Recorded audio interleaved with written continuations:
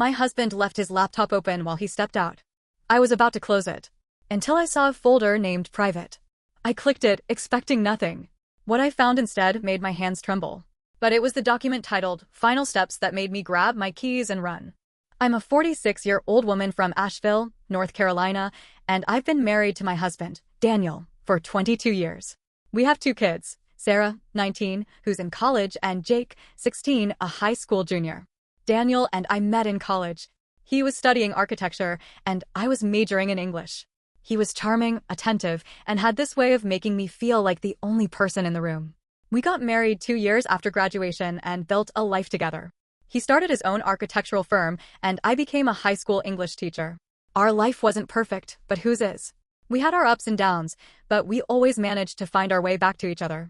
Or so I thought. It was a Saturday afternoon. Daniel said he was heading out to run some errands, groceries, picking up a package, the usual. I was cleaning up around the house when I noticed his laptop open on the dining table. That was unusual. Daniel was meticulous about his gadgets. He never left them unattended, let alone open. I walked over, intending to close it, but something caught my eye, a folder on the desktop named Private. It was bolded, indicating it had been recently accessed. Curiosity got the better of me. I know I shouldn't have looked, but something felt off. I clicked on the folder. Inside were several subfolders: photos, videos, documents, and one labeled Final Steps. My heart started pounding. I opened the photos folder first. The images were of Daniel with another woman. They were in various locations: a beach I didn't recognize, a cozy cabin, a cityscape that looked like Chicago. In some, they were holding hands, kissing, laughing. In others, they were in bed. I felt like I couldn't breathe. My hands were trembling as I clicked through them. This wasn't a fling. This was a full-blown relationship.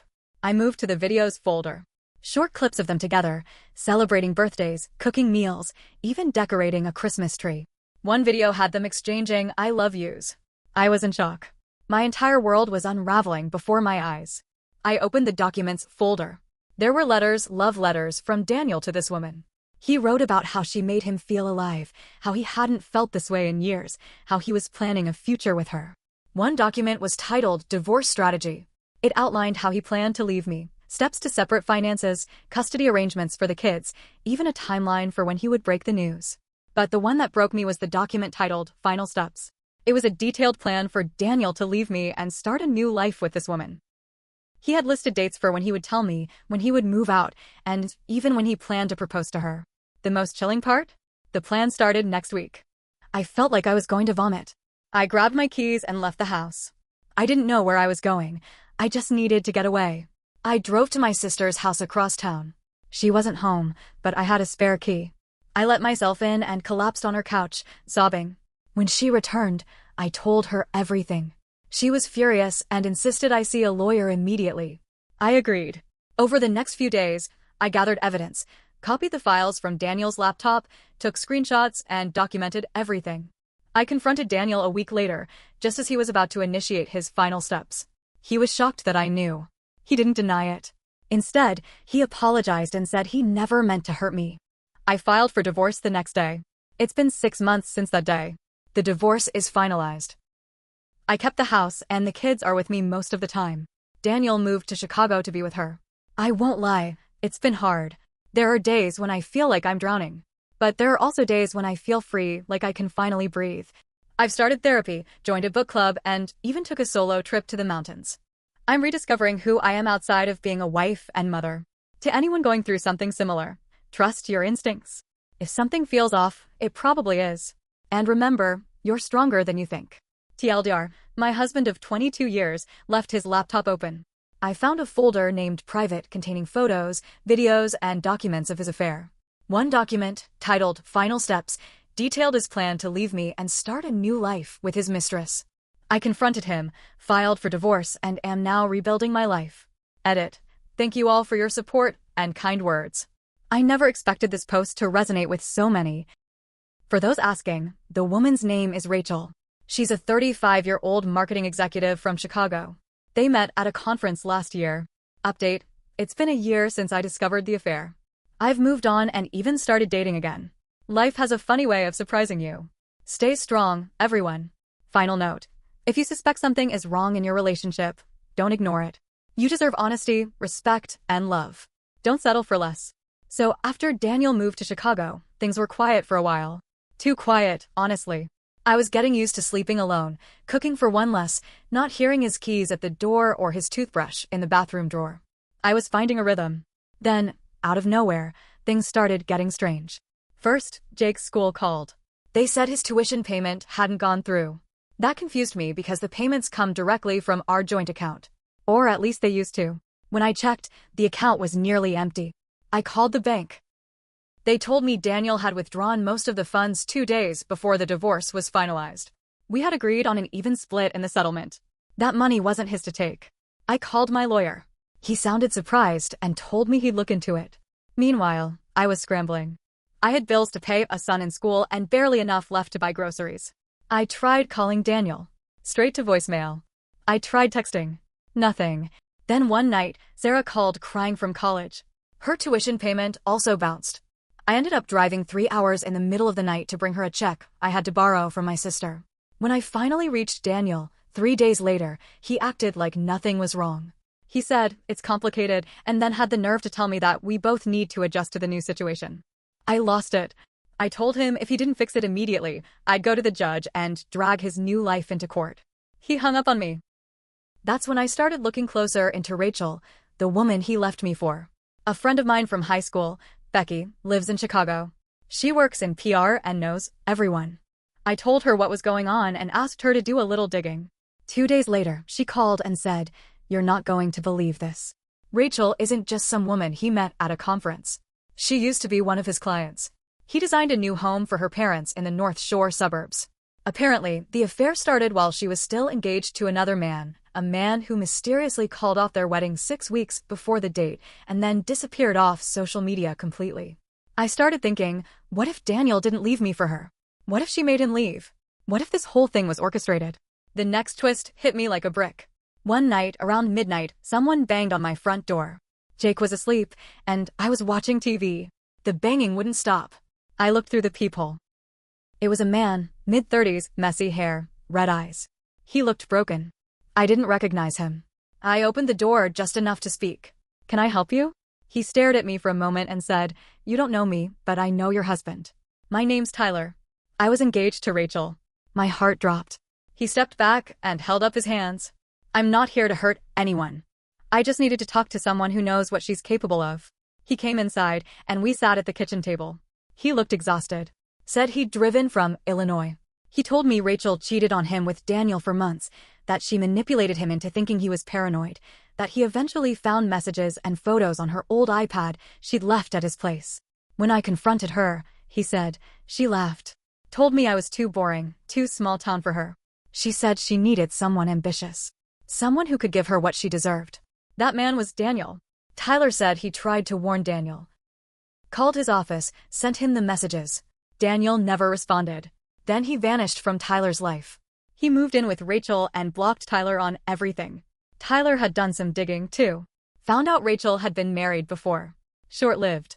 That marriage also ended after money went missing and her ex-husband landed in legal trouble over unpaid debts. The woman had a pattern. And now Daniel's bank accounts were frozen. His name was getting dragged into a lawsuit from one of his former clients over unauthorized charges and contract breaches. Tyler leaned in and said, "I think she's using him. Just like she used me. Just like she'll use the next one." That was 3 weeks ago. Since then, I've started getting strange emails. No sender, no subject. Just screenshots. Some of the screenshots were from messages Daniel sent me years ago, private things, personal photos. Others were things I'd never seen before. Financial documents. One even had my social security number on it. I called the police. They're looking into it, but told me unless a clear threat is made, there's not much they can do. My lawyer is more concerned. He thinks someone's trying to build a case against me or scare me into dropping the financial claims against Daniel. But I'm not going to drop anything. And here's the craziest part. 2 nights ago, Jake was scrolling through Instagram. He came into the kitchen pail as a sheet. "Mom," he said, "look at this." It was a photo. Daniel and Rachel. At a restaurant in Chicago. But in the background, clearly visible, was Tyler. Just sitting there. Watching them. Like he had followed them. I don't know what's coming next. I don't know who I can trust. But I'm not letting her or Daniel or anyone ruin what's left of my life. I've come too far to be scared now. After seeing Tyler in that photo, I couldn't sleep. I kept thinking, why was he there? Was it a coincidence? Was he watching them? Stalking her? Or was something bigger happening that I didn't understand? I tried calling Tyler. He had given me his number, but now it was disconnected. His social media pages were gone too. Just vanished. Then things at home started getting weird. I came back from work one day to find the back door slightly open. I always double-check that door. I walked in slowly, my heart racing. Nothing looked out of place. But when I went into my bedroom, the top drawer of my dresser, the one where I keep old letters, legal documents, and my dad's watch, was open. Everything was still there, but it felt off. Like someone had touched it. Like someone had been in there. I called the police. They came and filed a report. No signs of forced entry. They said maybe I left the door open. But I know I didn't. That night, I called Sarah. Told her to be extra careful. Changed the locks. Bought security cameras. A few days later, a letter arrived in my mailbox. No return address. Just my name. Inside was a single photo of me and Jake, eating lunch at a diner 2 weeks ago. I remember the day clearly. We were sitting by the window. I remember thinking it was nice just to talk to him. No phones, no distractions. Whoever took that photo was outside, watching us. My hands were shaking. My legs felt weak. I sat down right there on the porch. Someone was watching us. Then I noticed the date on the back. The same day I had seen that the back door was open. I sent everything to my lawyer. He said it was time to bring in a private investigator. So I did. His name was Caleb, a retired cop. He took one look at the photo and said, "This wasn't random. This is calculated." While he started digging, I went back through the folder I copied from Daniel's laptop. I hadn't looked at it since the day I found it. I thought I'd seen everything, but I hadn't noticed one document before. It was buried in a subfolder titled Work Archive. It was a scanned contract between Daniel's firm and a shell company registered in Delaware. Nothing about it made sense. The contract was for a renovation project of a consulting office. The name on the client side? A man named Mark K. Freeman. I didn't know the name, but when I Googled it, something hit me. That was Rachel's married name from her first divorce. Freeman. I looked deeper. The address of the office was in Chicago. Caleb checked the building. It didn't exist, not anymore. It had been torn down 6 months ago. No permits, no paper trail, no official records of any construction. Caleb said it looked like a front. Maybe for money laundering. Or to hide funds. And guess who signed off on the payment receipts? Daniel. Meanwhile, Daniel had stopped responding to Jake's texts. Jake was crushed. He wouldn't admit it, but I could see it in his eyes. He still missed his dad, even after everything. Then last Friday, I got a call from Daniel's old assistant, Marcy. She was crying. She said the FBI had come to their old office asking about records from last year. They were looking for Daniel. He hadn't been seen at the new Chicago office in over 2 weeks. And Rachel? Gone. Quit her job. Apartment empty. Phone disconnected. I hung up and immediately called Daniel's number. No answer. Called again. Straight to voicemail. I tried not to panic. Maybe they just ran. Maybe it's all catching up to them. But then Saturday morning, a plain white envelope was slid under my front door. Inside, just one sentence. You were never supposed to see the folder. That's it. No name. No threats. But I knew it wasn't just someone messing with me. I called Caleb. He told me to pack a bag and stay somewhere else for a few nights. I went to my sister's again. Now it's Monday. Still no sign of Daniel. Still no updates from the lawyer. The PI says the shell company might be connected to 3 others across state lines. And he thinks Rachel's done this before, more than once. She targets men with access to money, manipulates them, hides the money in ghost companies, and disappears. And Daniel might be next in her string of victims. Or worse, he's in on it. All I know is, my life isn't just about betrayal anymore. It feels like I've stepped into something much darker. Something I was never meant to uncover. Something that could hurt more than just me. And I'm starting to wonder if someone out there wants me to go quiet. But I won't. Not now. Not after all this. It all came to a head last Thursday. Caleb called me around 10 a.m. and said, "We found them." My heart stopped. He said someone had used one of the debit cards linked to the shell company's account to book a short-term rental in Milwaukee, Wisconsin. The owner of the property confirmed a couple had been staying there, man in his 40s, woman in her 30s, both using fake names. They left the place in a rush, abandoned personal items, and didn't return. The owner had contacted the PI agency after reading a vague alert Caleb posted online. But here's where it gets crazy. Caleb said they left behind a USB drive in the bedside drawer. Inside were scanned IDs, wiring instructions, and photos of checks made out to Daniel from multiple people and companies. All of them matched up to that ghost company's accounts. Most had Rachel's name on the memo lines. It was proof they were laundering money together. And Daniel wasn't a victim. He was helping her. Then came the bombshell. One of the files on the USB was a draft email Daniel had written but never sent to me. It read, "If you're reading this, it means I either ran or got caught. I don't expect forgiveness. I never planned on hurting you, not like this. Rachel showed me a way out. But I didn't see until it was too late that it was just another trap. I sat on my couch and cried for a full hour. Ugly, painful sobs. Part of me wanted him to get arrested and rot in a cell.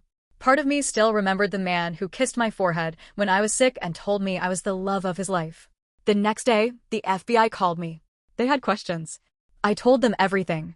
Showed them the folder, the photos, the messages, the USB. I asked one thing in return, that if they found him, they let me know before it hit the news. I wanted the chance to look him in the eye. I needed it.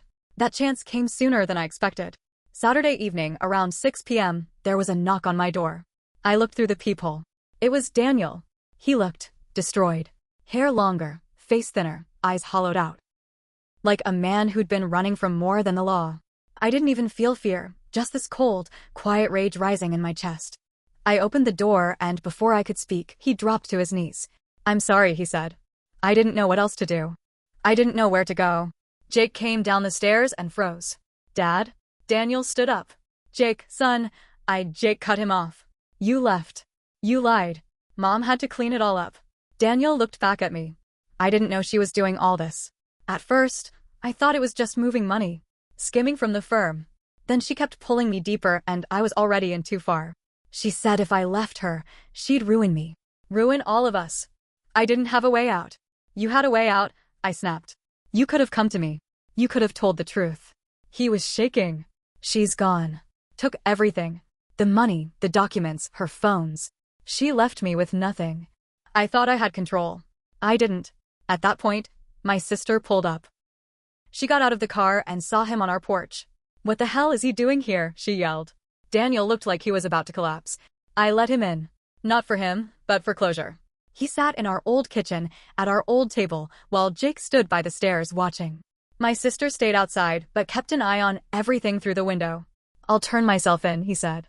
I needed to tell you I'm sorry before I do." I didn't cry. Not then.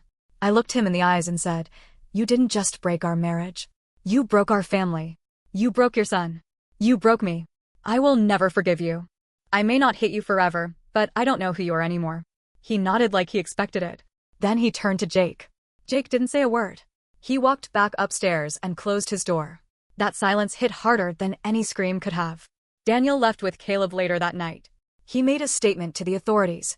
I heard he was cooperating, but charges are still coming. He may serve time. Rachel is still missing. Last I heard, the FBI believes she left the country under a false identity. She won't be easy to find. The next morning, I sat at the same kitchen table, drinking my coffee, staring at the spot where Daniel had sat. I wasn't angry. I wasn't relieved. I just felt tired. Sarah called later that day. She cried. Then she told me she was proud of me. Said she never realized how strong I was until now. Jake didn't talk about it for 3 days. Then one night he walked into the kitchen and said, "You're the only real parent I've ever had." That one sentence healed a part of me I didn't know was still broken. Now, the dust is settling. The bank accounts are being investigated. I'll probably have to testify in court. There's more legal mess coming. But for the first time in a long time, I'm not afraid. I lost my husband. But maybe I found myself. I still wake up sometimes thinking it was all a dream. Then I remember the folder. The photos. The voice in my head saying, "You were never supposed to see this." But I did see it. And I survived it. I don't know what comes next. Maybe peace. Maybe more pain. But I know this much, I won't ever let someone else write the story of my life again. This time, I hold the pen.